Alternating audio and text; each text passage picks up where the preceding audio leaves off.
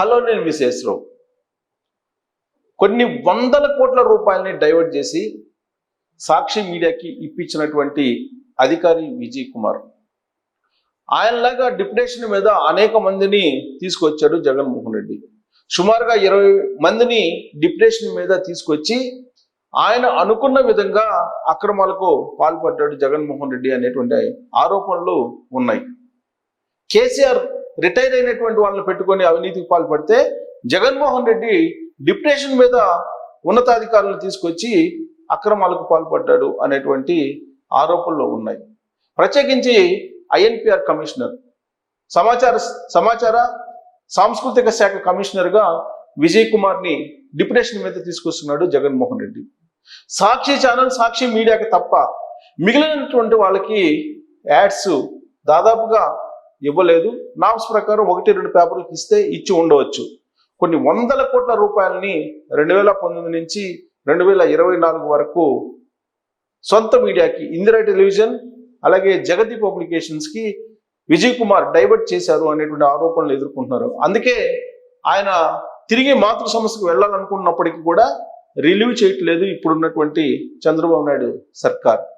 ఇందుకే ఎవరు ఈ విజయ్ కుమార్, ఎక్కడి నుంచి వచ్చారు, ఈయన చేసినటువంటి అక్రమాలు ఏంటి అనే దాని మీద మనం విశ్లేషణ చేసుకునేటువంటి ప్రయత్నం చేద్దాం. ఈయన 1990 బ్యాచ్కి సంబంధించి ఇండియన్ ఇన్ఫర్మేషన్ సర్వీస్ అధికారి, IIS ఇండియన్ ఇన్ఫర్మేషన్ సర్వీస్ అధికారి, 1990 బ్యాచ్.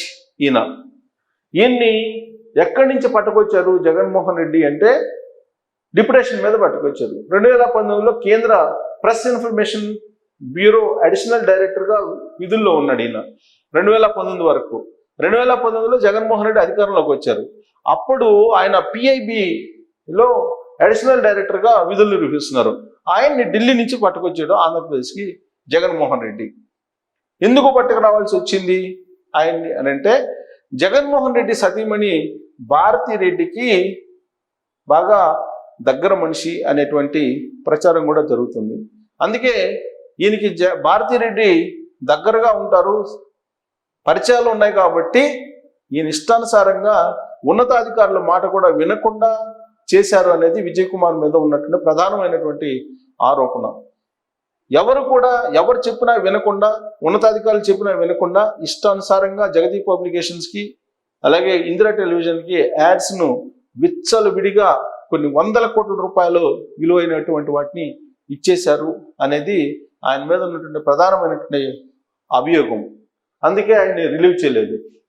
ఇక డిప్యుటేషన్ పైన ఏపీకి జగన్ సర్కార్ 2019లో విజయ్ కుమార్ రెడ్డిని తీసుకొచ్చింది.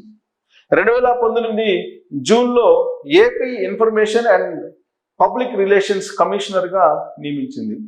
ఇన్ఫర్మేషన్ అండ్ పబ్లిక్ INPR కమిషనర్గా విజయ్ కుమార్ రెడ్డిని నియమించడం జరిగింది.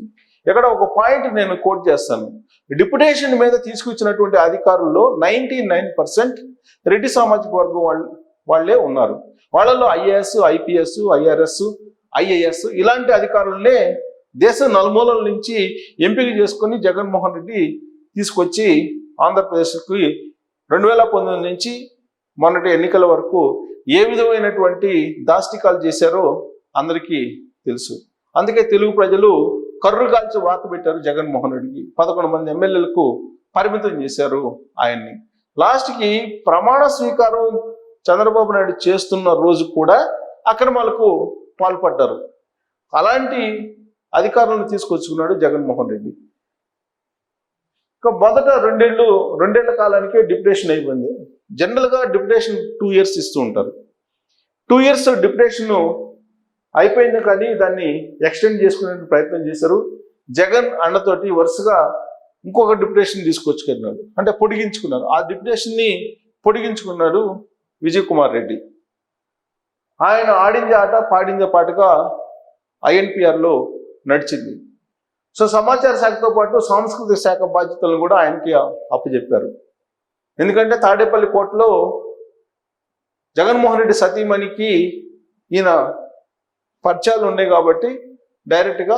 కారణం ఏంటంటే జగతి పబ్లికేషన్, ఇందిరా టెలివిజన్కి సంబంధించి అన్ని భారతీ రెడ్డి చూస్తారు కాబట్టి ఆ సంస్థలకి అడ్వర్టైజ్మెంట్స్ ఇస్తున్నారు కాబట్టి అలా పరిచయాలు పెరిగి ఆ పరిచయాలు ఉన్న కారణంగా భారతిరెడ్డే పరిచయం ఉంది కాబట్టి మిగతా అధికారులను కూడా సహచరులను కానీ మిగతా అధికారులు కానీ ఉన్నతాధికారులను కానీ విజయ్ కుమార్ రెడ్డి అసలు లెక్క చేసేవాళ్ళు కాదు అనేది ఆయన మీద ఉన్నటువంటి అభిప్రాయం. సచివాలయ వర్గాల్లో కూడా అలాంటి చర్చ జరుగుతూ ఉంటుంది. ఇక నిబంధనలకు విరుద్ధంగా సాక్షి పత్రికకు కోట్లలో ప్రకటనలు, కొన్ని వందల కోట్ల రూపాయలు సాక్షి పేపర్కి ఇవ్వడం జరిగింది. బటన్ నొక్కేటువంటి కార్యక్రమానికి కొన్ని కోట్ల రూపాయల్లో అడ్వర్టైజ్మెంట్కి ఖర్చు పెట్టారు. ఏ రోజైతే జగన్మోహన్ రెడ్డి బటన్ నొక్కుతాడు ఆ ముందు రోజు ఫుల్ ప్లేజ్ యాడ్స్ ఇచ్చి కొన్ని కోట్ల రూపాయలను జగన్మోహన్ రెడ్డికి అప్పలంగా అప్పజెప్పినటువంటి అధికారి విజయ్ కుమార్ రెడ్డి. సాక్షి పత్రిక కోట్లలో ప్రకటనలు ఇచ్చారు. ప్రభుత్వం పైన విమర్శలు చేసినటువంటి ప్రసార మాధ్యమాలకు ప్రకటనలు కట్ చేశారు. ప్రభుత్వం మీద ఎవరైనా సరే వ్యతిరేకంగా రాసినా వాళ్ళకు ప్రకటనలు కట్ చేసేసేవాళ్ళు.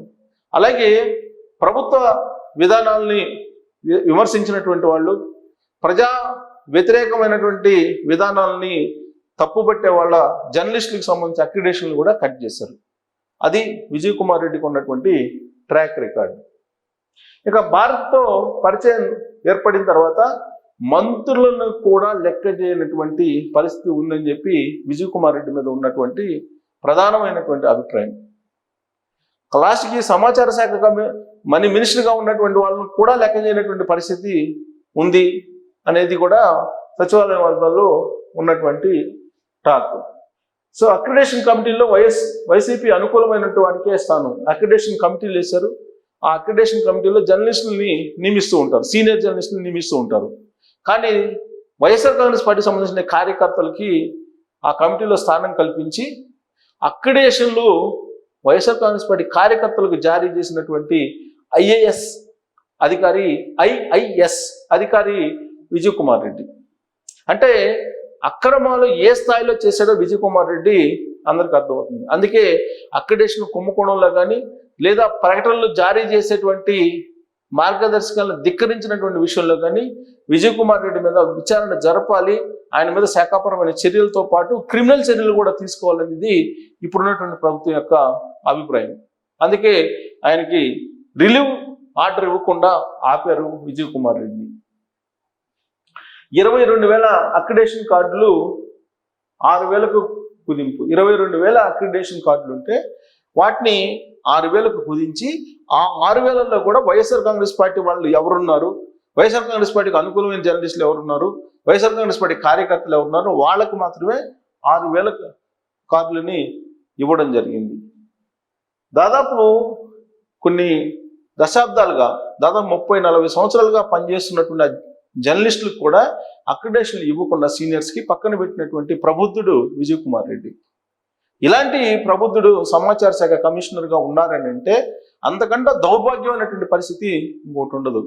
ఆయన హయాంలో సీనియర్లకి అక్రిడేషన్ ఇవ్వకుండా వైఎస్ఆర్ కాంగ్రెస్ పార్టీ కార్యకర్తలకు అక్రిడేషన్ ఇచ్చి టోటల్ మీడియా వ్యవస్థను భ్రష్టు పట్టించినటువంటి సమాచార శాఖ కమిషనర్ విజయ్ కుమార్ రెడ్డి అనేది ఆయన మీద సీనియర్ జర్నలిస్టులు అనేక సందర్భాల్లో ఆరోపణలు చేశారు. జీవో 142 తోటి చిన్న పత్రికలకు ప్రభుత్వ ప్రకటనలు బంద్ చేసేసాడు. జీవో 142 అనేది ఒకటి జారీ చేసి చిన్న పత్రికలు ఏవైతే ఉన్నాయో వాటికి కంప్లీట్గా ప్రకటనలు కట్ చేశారు. సాధారణంగా చిన్న పత్రికలకి ప్రకటనలు ఇస్తూ ఉంటారు. చిన్న పత్రికలను మనుగడ ఉండాలి అని ఏ ప్రభుత్వం అయినా ఆశిస్తుంది. కానీ చిన్న పత్రికలను అణగదొక్కేందుకు, వాటి మనుగడను ప్రశ్నార్థంగా చేసేందుకు 142 అనేటువంటి జీవో తీసుకొచ్చి చిన్న పత్రికలకు ప్రకటనలు ఇవ్వకుండా బంద్ చేశాడు. దాంతో చిన్న పత్రికలకు చాలా వరకు వెలువడకుండా ఉండిపోయాయి. ఇక తాడేపల్లి ప్యాలెస్ కోసం సమాచార శాఖ నుంచి 70 లక్షలు ఖర్చు.